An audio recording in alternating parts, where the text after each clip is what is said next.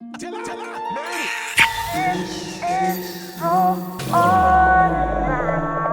in and out. Someone who is smart, who is intelligent. So I want like the total package. The No Ordinary Love Podcast with Rosalind Onell. Every relationship is unique and has its own rhythm and melody. And what worked for them may not necessarily work for you.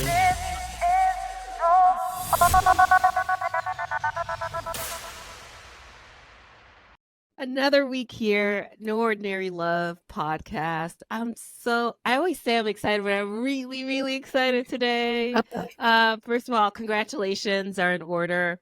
The last time we spoke with Michael Henry, he was going to be taking his exam and he passed his exam. So definitely big congratulations to you.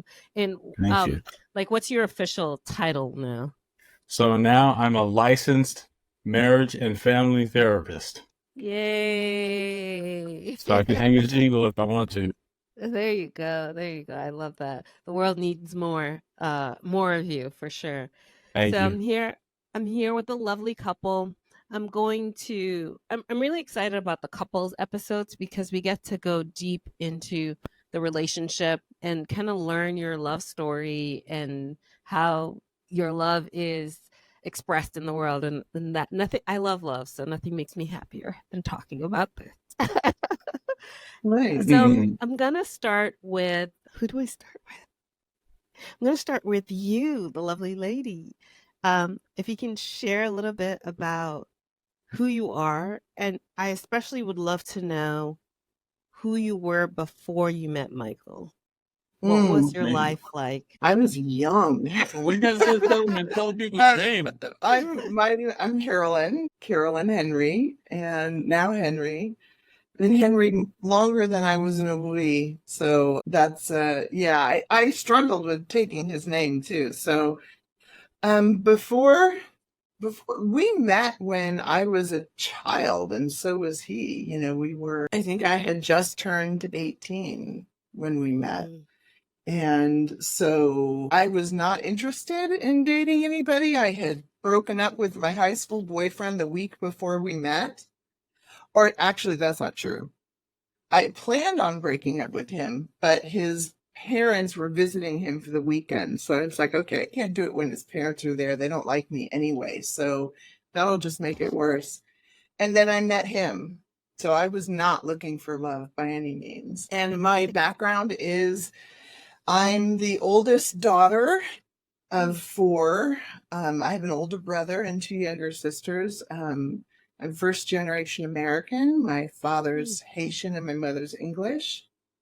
So yeah, I didn't grow up in a typical household. My parents were hippies. I was born in the 60s. So yeah, it was I was very different than he was, that's for sure. And I have so many questions. I am also an immigrant. No, I guess I'm not first generation because I wasn't born here, but I am also grew up in a house with multicultural background. So that's very interesting. I'm curious, first of all, where did your parents meet? Did they meet in Haiti? Did they meet here? No, they met in New York. I think they saw each other at high school. And they lived in the same building in New York. And everybody was like, oh, you have to meet this guy, Michel. And she was like, no, I want to meet his younger brother, Laurent. And they were like, no, don't. He's like, you don't want to meet him. You want to meet his older brother. And she was like, okay, fine. I'll meet the older brother so that I can meet the younger brother. And yeah, they were a love story from the start. They got married when they were pregnant with me. They already had my brother. And they were kids too. They were children. They had me at 19 and my brother at 17. So and they're still together. Oh, that's amazing. That's lovely. It's amazing how we repeat cycles without even trying. They met young, you guys met young. There you go. The love continues. So I'm going to turn a little bit to Michael and kind of who were you before you met Carolyn, and what was your life like? Yeah, I was a football player. That's the first thing that comes to mind, to be honest with you. I mean, just being a teenager, and I was a football player, youngest of 6 kids, just the baby of the family, all of those things. And everything. I'm the baby of my extended family. I'm the youngest of 26 first cousins, and I am the baby in that family and the baby in my family of origin, like my nuclear family.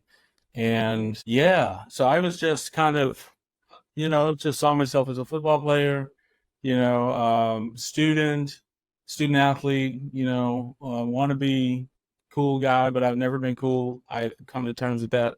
Or I was like, I'm not cool. I'm a nerd.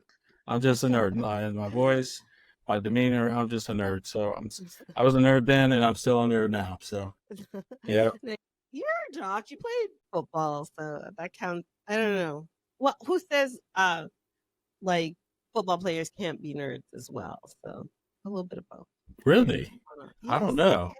Yes, they can. They're surprisingly, a lot of them are smart, right? I mean, after all those hits in the head, yeah, it is a little bit surprising, So, One thing that's interesting to me so far already, I was at a meeting last week, and a new friend of mine, Paval, is an expert in birth order. And I'm very curious what he would say. But I think from what I learned, if I paid attention well, it's very usual for an oldest to be attracted to a youngest because it's a dynamic the oldest knows well, and it's a dynamic the youngest knows well. And please, uh-huh. somebody out there, correct me if I'm wrong. You're used to having someone else to kind of give guidance to a younger sibling, and he is used to taking guidance from an older sibling or people around him, like telling him or giving him direction. I don't even know if that rings true for either of you in your dynamic or not. But that's what I learned from Paval, so I'm sticking with Oh that. yeah. Oh yeah. No, that brings, and there's so many, because Michael he does not admit it, but we met in college, and he was the big man on campus. And I was like, I cannot date him. He's a football player. That's embarrassing. Because I grew up in a household where, like, we didn't do American football in my household. And my brother, his name is also Michael, and he was also the big man on campus. So I was always Michael's little sister. And then, is different. Yeah. yeah, and in high school. Oh. And then when I met Michael, I was Michael's girlfriend. So yeah, it was that part of our dynamic was very familiar. But yeah, the being protective of my younger siblings is definitely a trait that I carry into my marriage, to being very protective of my husband. That is a good thing. Can definitely be a good thing.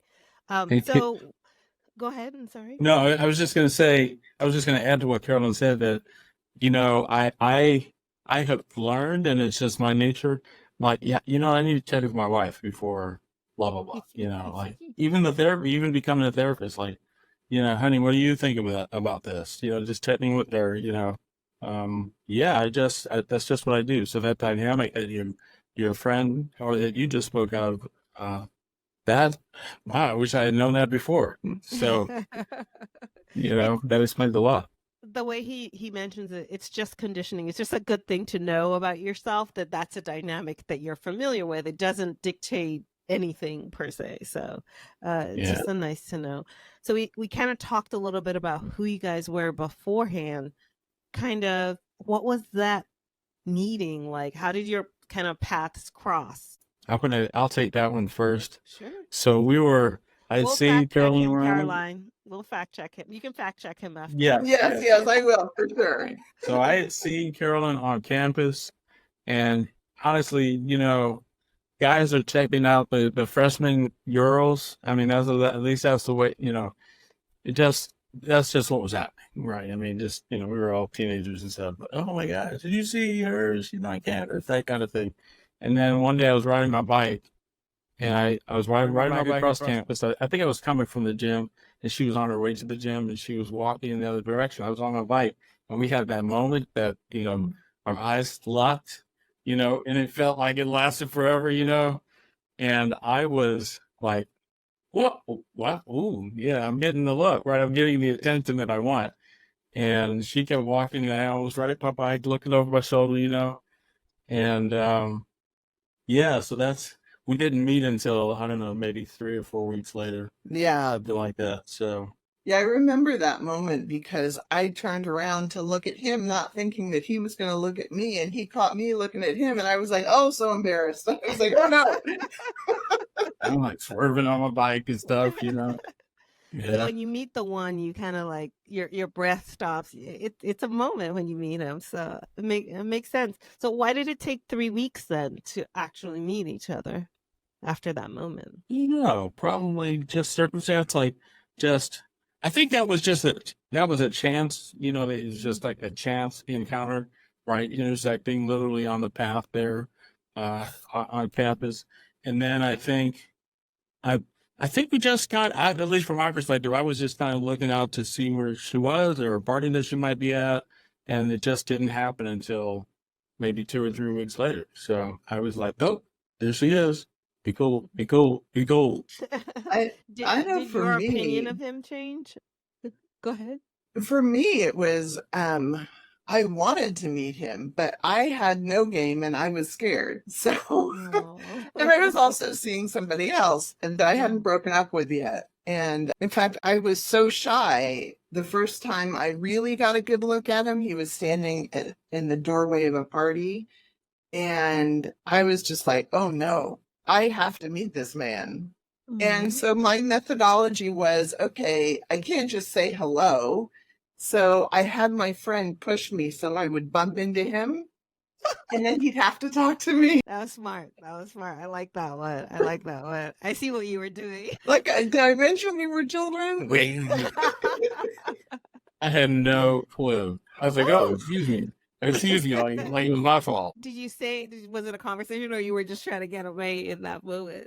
No, I said, my name's Carolyn. I'm so sorry. I didn't mean to bump into you. And he introduced himself. And I think we said a couple other words. And then the party that we were trying to go into, it was just too crowded. So we turned around and left. Yeah. Okay. But there it began. And Yeah. all these years later, look at where you are. Yeah. Yeah. From that moment, kind of how did things progress? How did things get to a point of being serious, or you considering that, oh my gosh, Michael's my person, or Caroline's my person? Like, go ahead. Caroline, No, go ahead. For me, it was the first time we had a real conversation. The first time we really sat down and had a conversation was outside a party. And then we continued our conversation on the steps of my dorm, I think. Yeah. Because he had walked me home. And I think we stayed up until like 3 or 4 in the morning. And then at the end of our conversation, he asked my permission to kiss me. And I was like, oh, wow. And back in those days, men didn't ask. They just, went for it. And I was like, oh, wait, this is somebody real. This is somebody I could really connect with. Yeah, for me, it was, and I mean, he quickly became a really good friend. See, me asking was me going for it.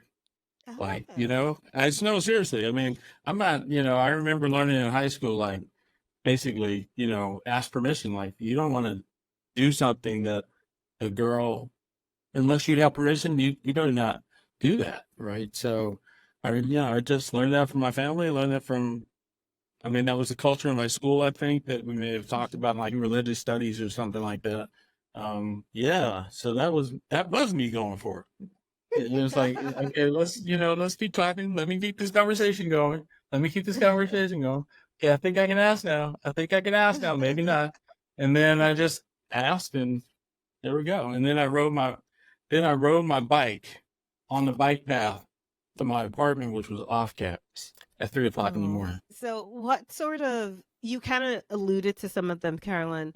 It seems like obviously the consent, asking permission was one of the traits that attracted you to him. But what were some other things that you were attracted to him that made you think that this could be a long-term relationship, as opposed to the boyfriend you were breaking up with? Yeah. It took him a while, longer than me, to call me his girlfriend. And while that bothered me, he was slow to, not slow, I shouldn't say that because he wasn't slow. He was very thoughtful. He was very, he considered, okay, what does this mean? And he was the same way before he told me that he loved me. Because I told him first. And then I was like, why? I sort of asked him just straight up, like, do you not love me? And he was like, well, I think I do. And he was like, but I want to be sure before I say it. And I was like, well, if you think you do, then that means that you do. But he was like, no, because it means something to him. Yeah. Calling me his girlfriend, telling me that he loved him, his word meant a lot. And, that meant a lot to me because I did the same thing with my boyfriend when I was in high school. He told me the 3 words first, and I was like, well, thank you. You gutted him. And he didn't understand. And I said, well, love is a big word. Love means that I would give things up for you. I would sacrifice for you. Love is something, because I watched my parents do that. And so, yeah. And so while it drove me a little bit crazy, it also was like, made me have a lot of respect for him. He earned my respect with that. I'm learning a lot today. See? You can pass me that 20 afterwards. 20, 40, 60, 80. Hey. Rosalind and I wrote these questions, Carolyn. I'm just playing. Let's just play. That's funny. And the same for you, Michael. What was it Yeah. about Carolyn that Like, how did it progress after that? how did it progress after that? And if you can share what traits in her Yeah. made you finally say, I love you, and made you finally believe that she was the one. I think I'm just observing. I gotta pay attention to what's going on. I think that's probably part of being the youngest sibling.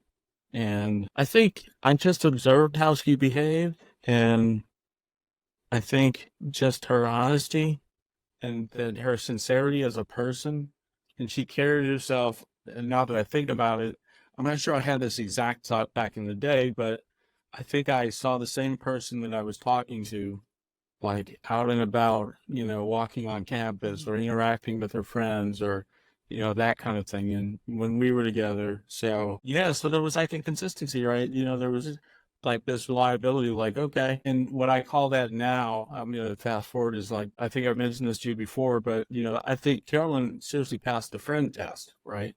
And that friend test, everybody's got a friend test. And some people pass and some people don't. And so, sense of humor and being genuine and sharing some things, and not both of us kind of sharing equally, at the equally deep level, and being ready for that, I think. And so and she's beautiful, so yeah. And I think that conversation that we had was really, really, really important because I wanted somebody I could talk to. Right. I just wanted somebody that I could talk to, and she could talk to me, and we would listen. And that's where we sort of bonded, and that type of thing continued. And I think when I knew it was really real, I don't know if you remember this, I was upset about something. This was many months later. It might have even been the next year, but I was upset about something because I don't remember what it was. And I got really angry about it. And Carolyn could sort of handle it. She didn't like the fact that I was angry, but she could talk. Like, she was like, I think we had a disagreement about something. I don't know what it was, and I was upset. And this was as angry as I'd allowed her to see me be. And even though it was uncomfortable, like the next day we sort of came back together and were able to talk about it. And I remember like, oh, okay. Oh, yeah, this is going to work out, right? Because we can be upset and come back together, right? And that was probably, that was like maybe almost a year later, probably like September or something. Yeah, I remember that. Yeah, yeah, Yeah. in the dorm parking lot. And why was her being able to handle that emotion from you so important for you? Like, what was it about her ability to handle that made you see her as being special? Yeah, like trustworthy, like that's what comes to mind, right? Because I grew up in a house, I know this now, but I think I probably been hiding my anger from her, like not towards her, but about other things. Like I was like, okay, if I get really upset about something, is she gonna hang around? Right? It could be anything. It could be in the football game. It could be, something that went on in a class. It could be some racial bullshit, like, so because she and I were able to, I was allowing myself to be seen by her like that. And it was okay. It was uncomfortable in the moment, but then it was okay after that. And then we could go on. There was a deeper connection. And because I grew up hiding my feelings, unless I was really upset about something, like, I'm okay, boom. And when you're the youngest in the family, right? I mean, my experience is like, there's poking, and then the younger, boom, and then it's like, you're so sensitive. What?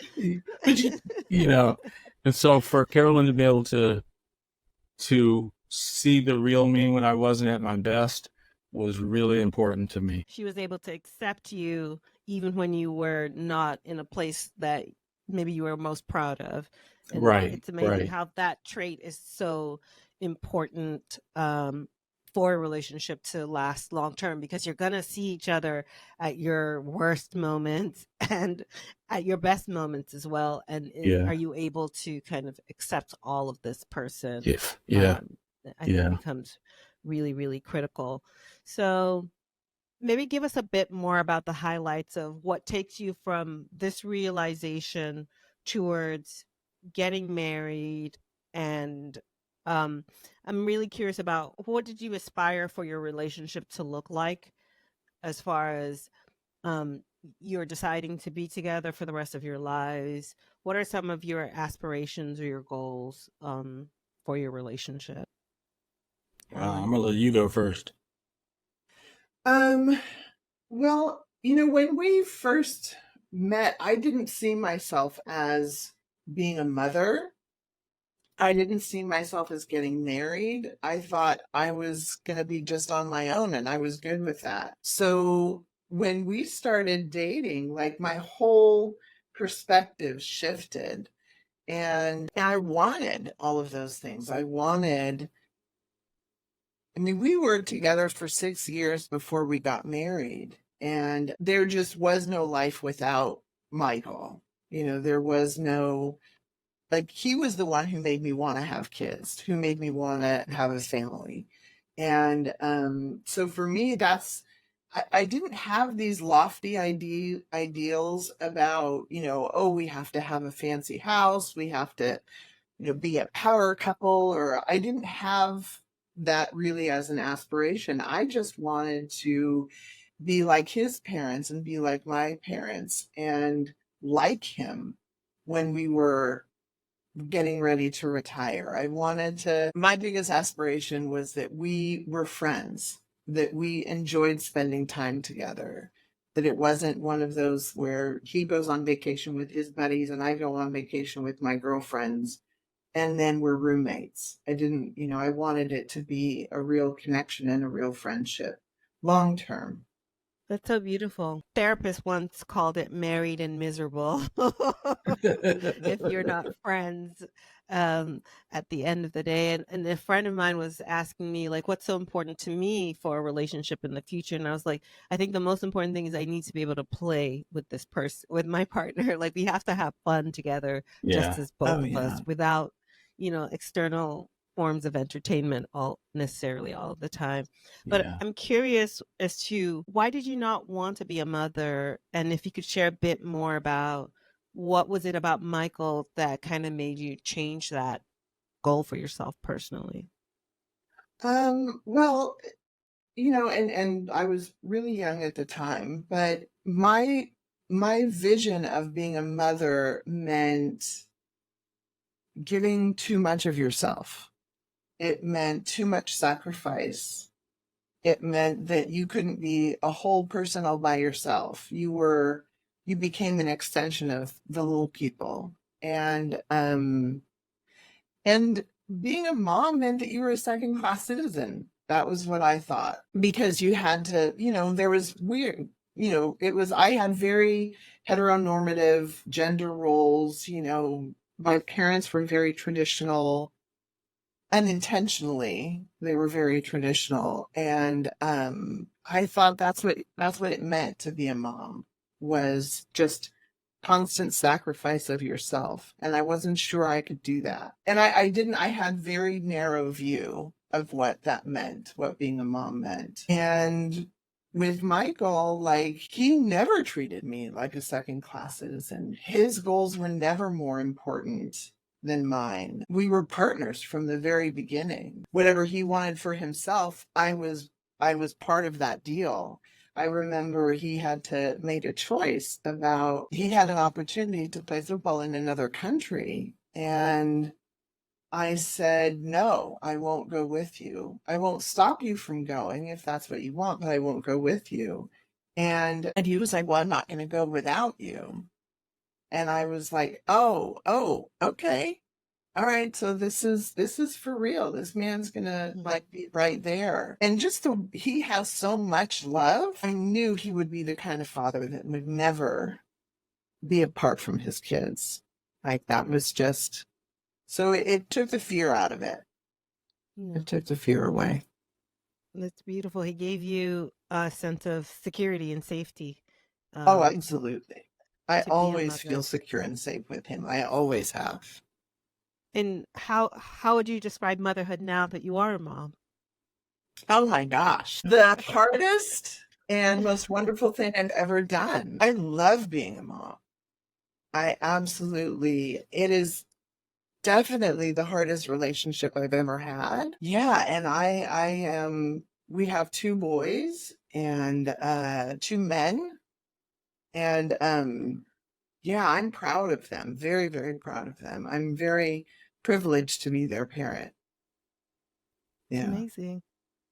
So, Michael, what were your aspirations for your relationship at this point in time?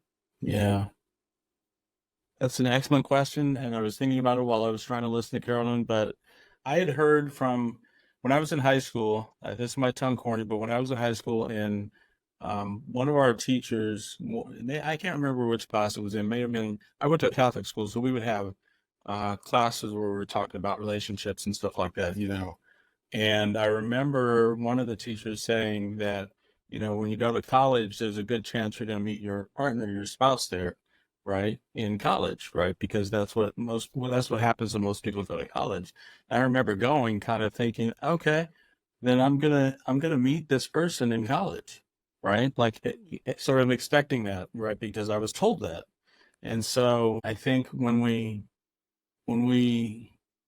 decided, when we started getting really serious and moving towards marriage, I thought, I just want to be with this person and hang out. I want to be able to hang out with them. And we were already hanging out. So it just felt really natural. And so I just wanted to continue doing that, really. And so Carolyn knows this, but there was a point after I proposed to her, I did the traditional thing. I asked her parents, I got down on a knee, and she was like, what's wrong? And I was like, I was crying and, I said, will you marry me? And she was like, oh my God, and so everything worked out and the family was great. And then I drove home late at night from Northern California back to Southern California. And I remember talking to my dad and I asked my dad, I said, Dad, how do how do you stay married?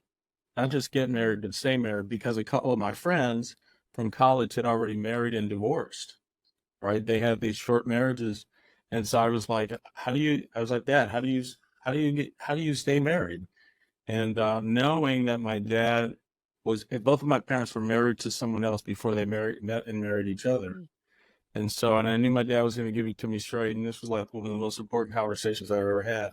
And he literally said, Mike, he said, I love your mother. He said, but I was married. He said, I'll do anything for your mother. He said, no matter what happens, I'm coming home to my house. Or if wants to go away, then I guess she's going to go away or go to her mom's house. But I live here, and I'm going to come home to the house all the time, no matter what. And he said that when he was married he literally said this. He said, I was married before, and he said, and I love your mother. He said, but if my first wife had been willing to try, he said, I'd still be married. And I was like, what? Like it just, I was like, oh my gosh. I carry that with me today. Right. And so that was my expectation and hope that I would be able to do. I strongly identify with my dad. I was really close to him. I was close to both my parents. But really, as a man, I identified with my dad. And I thought, there you go. That's it right there. That's what I want to do, So that's how. It's very interesting that you say that, wanting to try, like knowing that you have to work at, that's kind of how I'm interpreting the trying, work at making your relationship work. Like if you're not predisposed to that idea, if you're predisposed to the notion that you can just leave at any time, then most of the time you would just leave at any time. And it's so important to be committed to your commitment to this person at all times, no matter how horrible it gets. That being both of you willing to find a way to make it work in a way that serves each other is so critical to making your relationship work. I think this kind of segues nicely into the next question I have, which is, I believe every marriage is faced with a challenge, like a big challenge, or which is ultimately a big opportunity, because if you're able to work through this challenge, you become an even better version of your family, an even better version of yourselves as individuals. So if you could share, and I'll leave it up to who goes first here, kind of what you see as the challenge of what became the challenge of your relationship so far, and how did you navigate that challenge within your relationship? You want to go first, or you want me to go first? I didn't go first. Okay. Yeah. I think there have been a number of challenges. Like I could choose from any 3 or 4 that have been enormous, I think. One of them, relocating from Southern California to Northern California, that was enormously challenging for both of us. And parenting teenagers was like, so those 2 are right there. So, and I forgot the second part of the question. Well, we can just go with what was challenging about it. Let's go with the relocation. What made the relocation so challenging? And I'm curious, were you very rooted to where you were prior? Yeah. So yes, absolutely. So we owned a house briefly. We lived 2 blocks away from my parents in Los Angeles. Black neighborhood, black middle class neighborhood, whatever, working class, a lot of construction workers and, et cetera, et cetera. So we decided to leave because there was a drive-by shooting like across the street from our house. Like, so we were like, okay, our child has been born. Like, yep, nope, this neighborhood has changed and we need to go. And so we lived down the street from my brother and his wife, and there were 2 kids. We lived 2 blocks away from my parents, who were aging. My grandmother still lived there. All my siblings still lived in LA, except for my brother, who lived in Northern California. One of my brothers lived in Northern California. And so when we left, we moved closer to Carolyn's parents, right? Literally like a couple miles away. And so getting used to a new job where I didn't fit in, getting used to getting used to not a new family, but living near my in-laws and not living near my parents. I didn't anticipate how hard that was going to be for me personally and for our relationship, right? And so it was like everything shifted, and being new parents at the time was like, and I was not having a good experience at my new job. I was alone. I was isolated. I literally had my job. My workspace was in the basement of a building, and I was the only one who had it. I was like, what the, and I went from a place that was diverse, lots of Black people, brown people, et cetera, to this place that was very white. And I was like I was Black employee number 2. Like, and I came from a place where I had a leadership position, and people respected me. I learned a lot. Lots of people of color, men of color that I love, I'm still friends with, and I just went to this, I felt like a foreigner. And so all of those things made it tough for me, with us moving to this new place that was just foreign to me. So, and I was upset, I was sad, which came across as angry and disappointed, but at the same time having this, like, I got to make this thing work, and believing it was all on my shoulders to do that, right? Like, I really got to make this work. I was like, if this doesn't work out, like, or relocation doesn't work out, then that's on me. And this sort of kind of patriarchal thing, having this patriarchal idea that of being a provider like my dad was, or I just wanted to be like my dad, can carry that out, even though we had moved to this new place. So that was really, really challenging for me. No, So, it sounds very challenging and very lonely. yeah. What shifted for you in Caroline, and what was that experience like for you in terms of, like, did you experience his loneliness how did you experience his loneliness? Let me not put words in your mouth. Yeah, it was a really difficult time. I was suffering from postpartum depression at the same time. And this was a couple of years that this transition happened, over a couple of years, because when we moved, we had to move in with my parents. And so it was like, not only did we move in with my parents, like, and we had planned it out a couple of months ahead. And then at the last minute, my sister, who's 6 years younger than me, her and her husband ended up being in transition also, and they moved in to my parents unexpectedly. So, and in postpartum depression and little children, and yeah, it was really hard. And for me, we grew up in very different households, and so in my house, when my dad was angry, he would get quieter.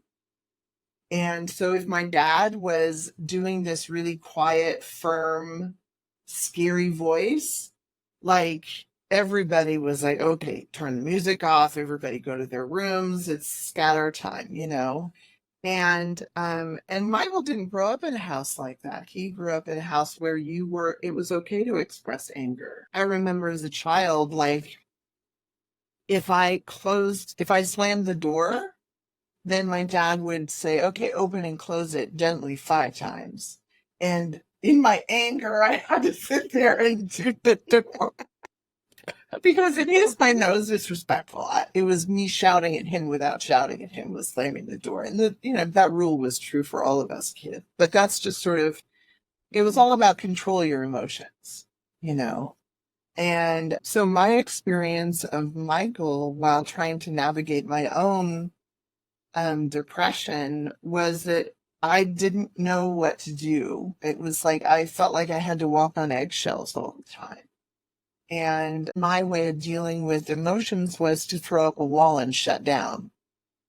And so I would throw up my wall and shut down, and he would get angry and yell, or what was yelling to me. It might not have been yelling to him, but it was yelling to me. and of course now we've learned that, going through what we've gone through. And I didn't know how to let him have his own emotions.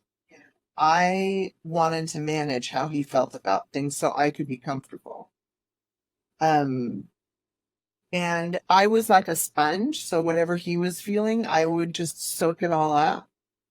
And I didn't know how not to do that.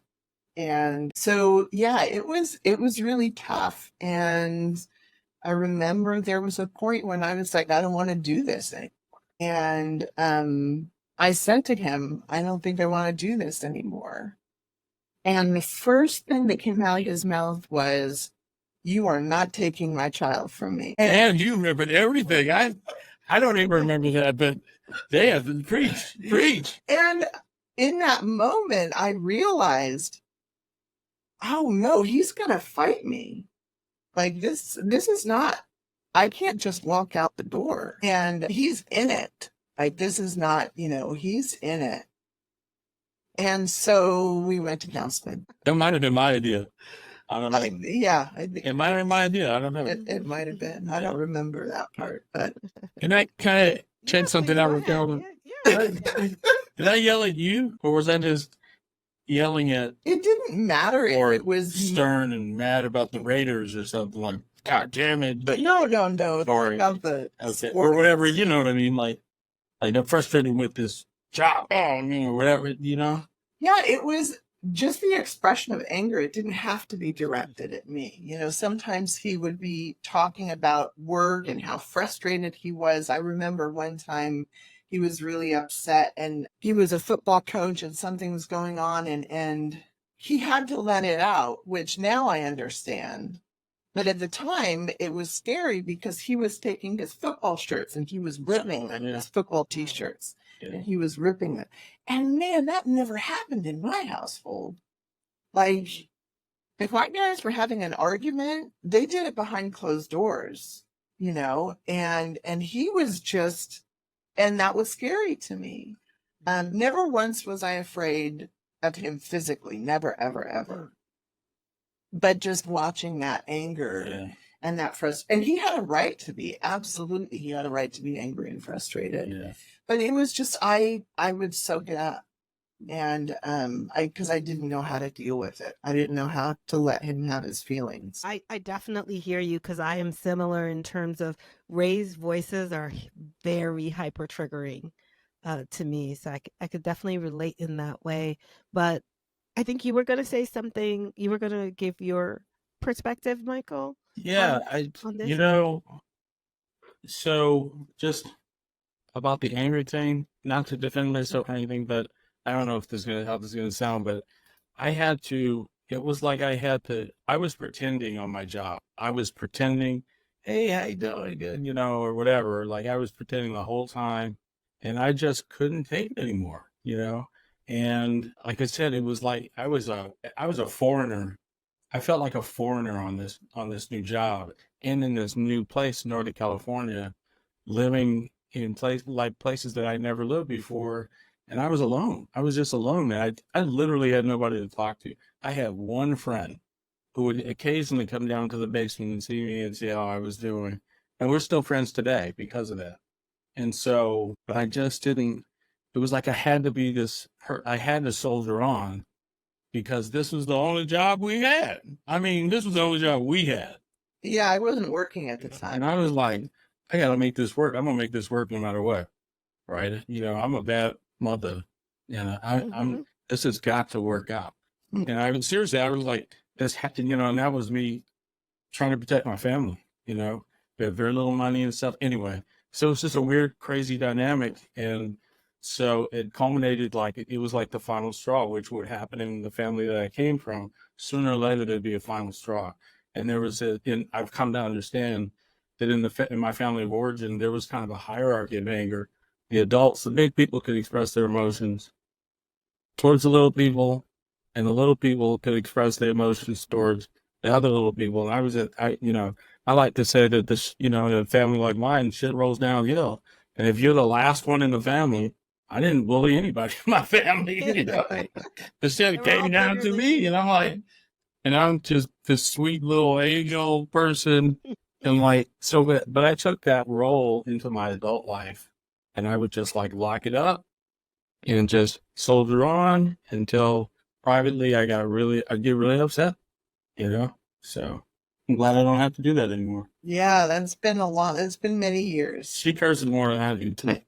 It's okay. She cursing with me. It sounds like therapy was one of the interventions.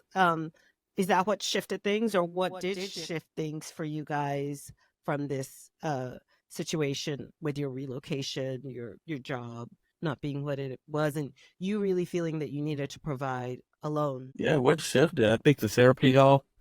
I think for me, being real with myself in my faith community, like trying to, like that, I'm no longer part of that faith community, but being around some other Black men and going to these, groups, like they would have these monthly gatherings of Black men. I was like, whoo, I'd take off my head. I'd be like, oh my God, what's up, brother? And that really saved me, because I was like, I didn't feel alone anymore. And that helped me kind of get to transition to paying attention to the kind of person I wanted to be in our relationship, but as a dad and a forever dad, not a sometime dad, but a forever all the time dad, So I think that those two things, the therapy and the faith community, to me, and us taking some dates. We had some dates. We did, yeah. And on vacation. Yeah. I think we went to Yosemite or something, or Yeah, we started Hawaii. Yeah, we started to do things that we did before our son was born. It was like, okay, let's, even we started a tradition of going to the beach together. We made trips down to LA to visit with his family, who I was very close with. I mean, his mom was my best friend.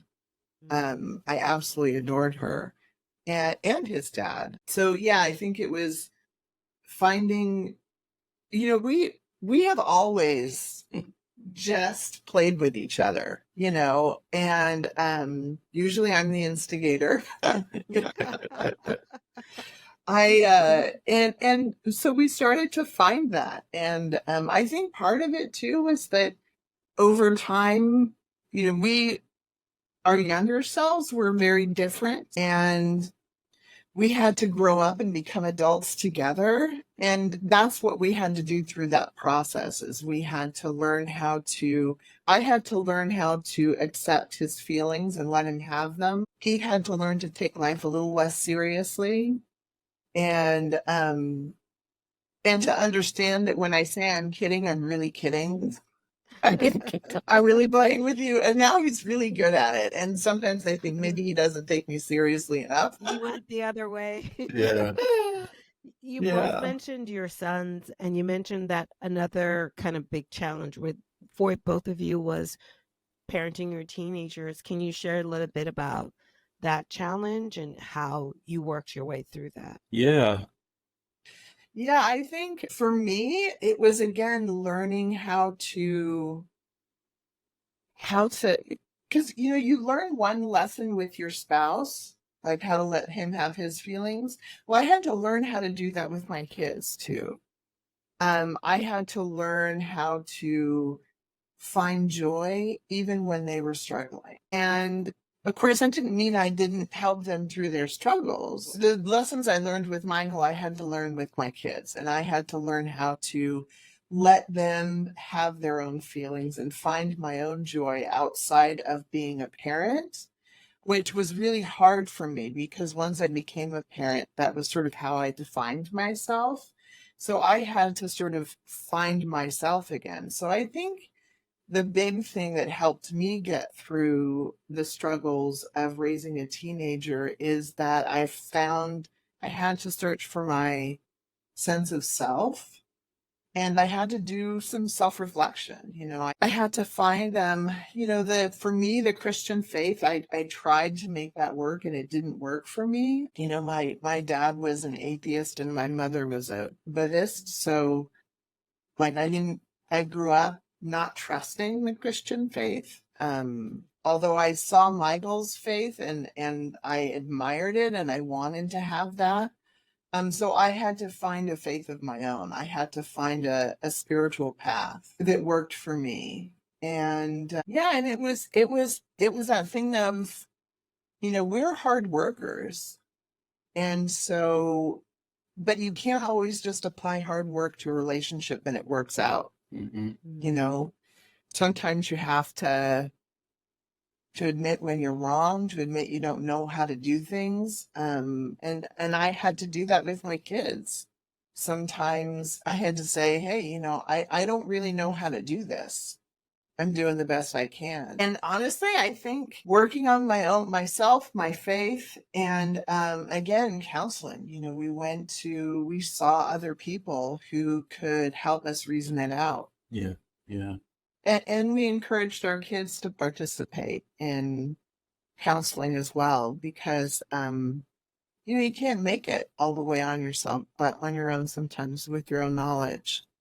It doesn't work. It sounds like you had to let go and let your husband have his own feelings, and you also had to let go in certain ways with your kids.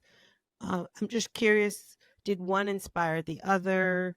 Did letting go with your husband, why didn't it just translate naturally to letting go with your kids for you?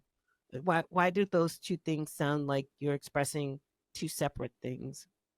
For me, it was because I had spent their whole lives protecting them, and I had spent their whole lives helping inform them on how the world works. And I taught them how to deal with their emotions. I taught them how to constructively express anger, just like their dad did. When it got to be too much and you boiled over, instead of breaking things, you do some push-ups, do some deep breathing.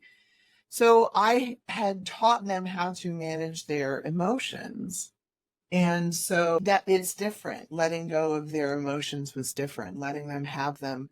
And it's scarier too, because when you're a teenage boy, and especially when you're a teenage Black boy in this society, you can't just go out there and be angry, because that could have, life-threatening consequences. So yeah, there's a different level of responsibility when it's your child.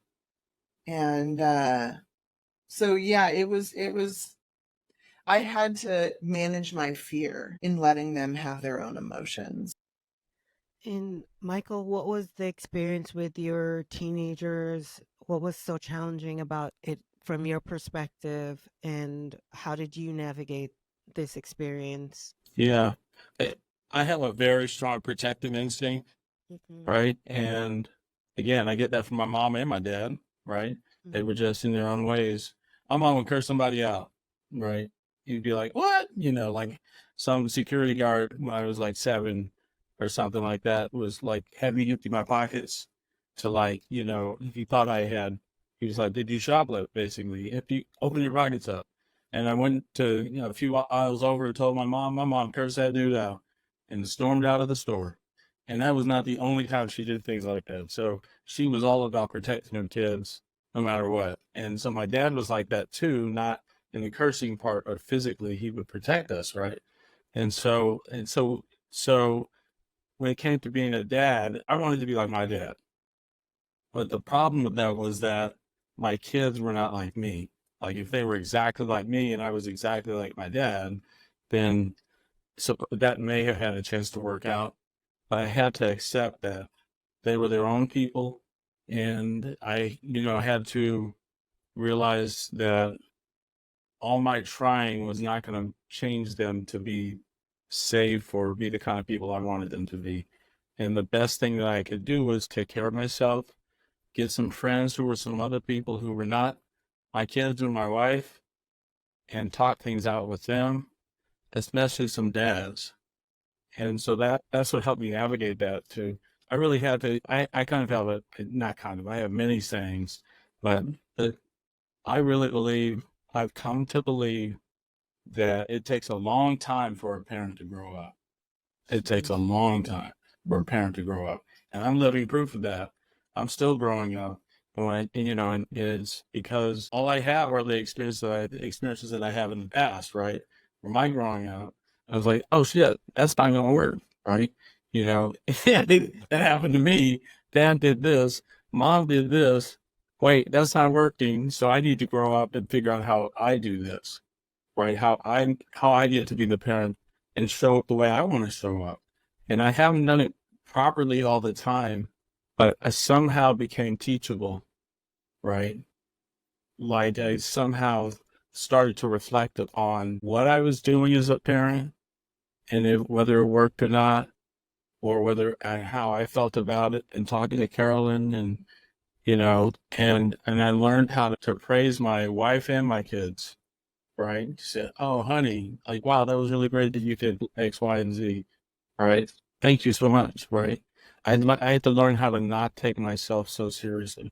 Because to me, that's what I saw was, this is how you handle something. Take it super seriously and you'll succeed, right? And it's going to go your way or whatever. And you just got to work, and take it super seriously. That doesn't work in relationships with kids, right? They're their own people, and I had to learn to accept that. So It sounds like you had to learn in real time how to relate with each other through the experience of relocating. And you had to learn in real time how to be parents to the children you had and not parent them from the way your parents parented you guys as well. mhm. What kept you guys motivated to do this for your relationship, and what continues to keep you motivated in your relationship to continue to grow, and what kept you motivated to overcome these challenges where it didn't kind of end your relationship as Yeah, opposed to it seems to have grown your relationship? yeah. I love my wife.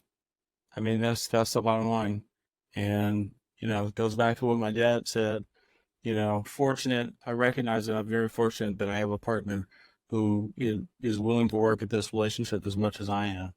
And I don't think we've ever said, no matter what happens, we're going to stay together. But I think our actions, right, that has, just this little things. I believe, and Carolyn knows that I believe this, like, it's not when something happens that we do something about it. It's when nothing is happening. That's those little things. Like I've said to you before, those little things are, okay, bring in some coffee. I stop by I typically stop by I did the grocery shopping. I stop by the grocery store. Honey, do you want something? Do you need anything? That's just me trying to take care of my family. And all those little things, that's when our relationship is working. So that when there is some kind of rupture or challenge or whatever, I have those to count on. Like I've already had experience doing that. And so I love my wife. I never, ever, ever want to be away from her. I don't care where we live. If we live we might live in a shed and have to rent out our house at $8,000. We might have to live in this Hey, that very works room, too. but we'll figure something out, What kept you motivated, Carolyn, to keep going despite how challenging it must have gotten with your kids and with the relocation? Why did you stay in this? I think, I honestly, it's our deep love and commitment to each other. He's just, well, I mean, you can see him. Nobody on the mic can, but he is beautiful. Yes, he is. Thank you. He is a He is. beautiful man, physically as well as spiritually, Yeah. and I think that, we have this connection that just from the moment we met has been there, and, love doesn't see you through everything. Hard work doesn't see you through everything. So I think the thing that motivates me to keep going when it's difficult is my spiritual practice and watching him have his own spiritual practice. I mean, I wake up every morning to watching him have a spiritual practice. And that's encouraging. He's a very encouraging and inspirational person. It's to watch the way that he moves through life and how he relates to other people really inspires me to be better. He's somebody that I've always admired, and he's incredibly intelligent, and we have these really great discussions. And all of that carries me through when I think, wow, you really smell right now. Or, I love that. Damn. or, when I'm annoyed that he's left the dishes, on the side of the. I never do that. No, I don't know where I heard it, but or read it, but I recently saw I don't know where it came from, but it's a quote. I wrote it down. Don't let roommate issues be marriage issues. I like that. And I have that on. I turned and looked because I have it on a sticky note on the bottom of my computer screen.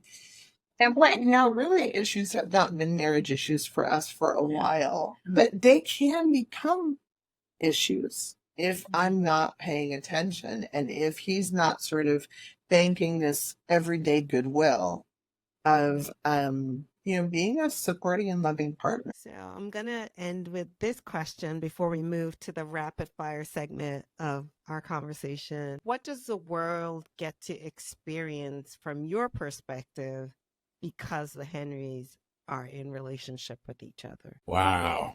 What does the world get to experience because the Henrys are in relationship? Man, I got to think on that. I think for me, one of the things that I think is just true still today, I'm very light skinned and I'm white facing. A lot of people think, don't know who I am and try to, figure it out.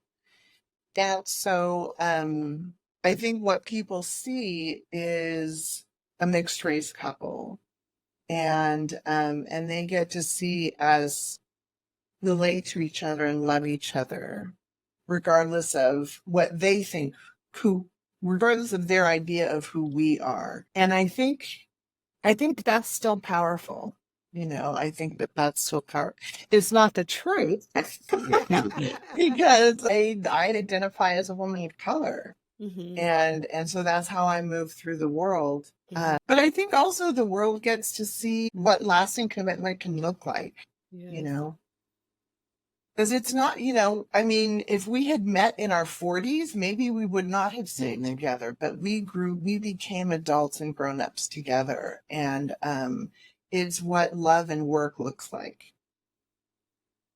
Yeah, I would agree with that. I think what I can only say what my friends have said to me, which is that the friends I have outside of a relationship, like my male friends, they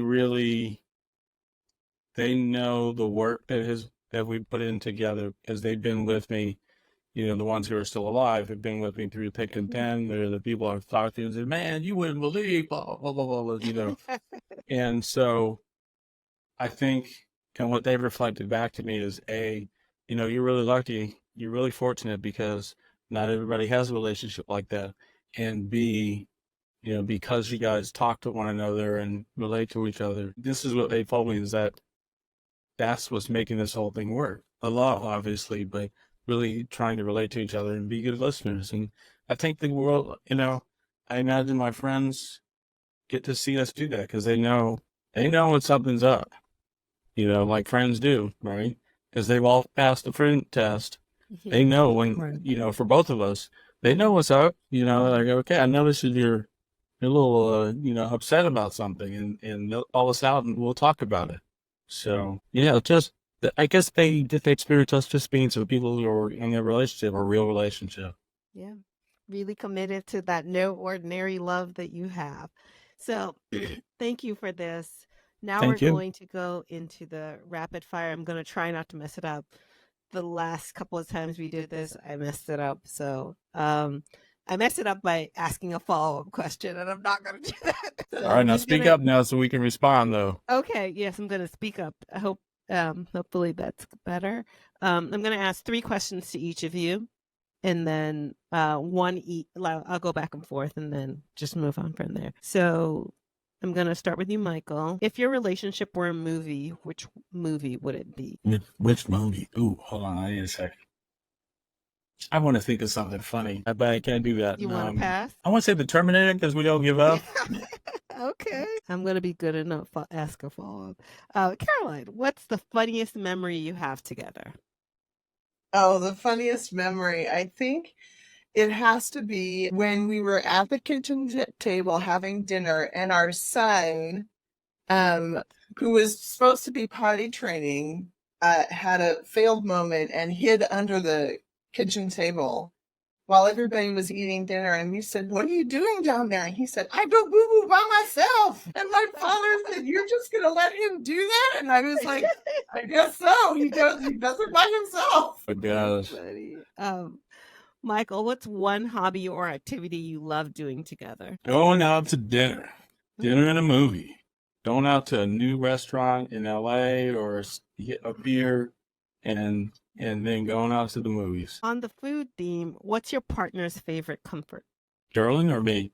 Carolyn. Oh, what's his favorite comfort food? Chicken. What kind of chicken? Any kind of chicken? He eats a lot of chicken. Okay, I don't know. Michael, what's the best surprise your partner has ever given you? So many. Choose wisely. Carolyn gave me a painting that's hanging in our living room. It's a beautiful painting. I'll show it to you one of these days. I'll send you a picture of it or something of this. It was painted by Luis Bohorquez, who is from El Salvador. And she bought it for me maybe on my 30th birthday, 29th or 30th birthday. And it's probably, 3x4 or something like that, 3x4 feet. And it's hanging there. It's beautiful. I love it. And it's a picture, a painting of Luis in El Salvador in this. And I've been to El Salvador in this, like off the road, off this beaten path in these trees and all these leaves. It's just beautiful. It kind of reminds me, what a special gift, right? It's not something I even asked for, but I'm so glad I have it. And it's hanging in our living room right now. Okay, the last question. If you could travel anywhere together, where would it be? That one's for me, right? Yes, it is. If we could travel anywhere together, I would like to go somewhere that he's already been, which is South Africa. But he went without me. He didn't have a choice. It was a school trip. He had to go. But yeah, I would love to go to South Africa with him. We are going to South Africa now. Now you know. Well, thank you guys so much. This has been such a lovely conversation. I've learned so much about you and so much about your love story, and it's so endearing. And it's unfortunately very rare these days that couples are as committed to each other as you are committed. And I know that it's that commitment that you have that has kept you together, playing together, laughing together, and going to South Africa together in the near future. Yes. I'm helping you out here. Thank you. Thank you. If you have any final words or thoughts you want to share, if you want people to follow you online, if you're online people, please feel free to share that at this time. Yeah, I'll go. And now that I'm licensed, I'm working towards working with athletes, anybody in the athletic community, right? At any level. That's my goal. Because from my own experiences, I know that people in athletics, not just athletes, but people in athletics go through a lot. And they're the least likely people to seek help.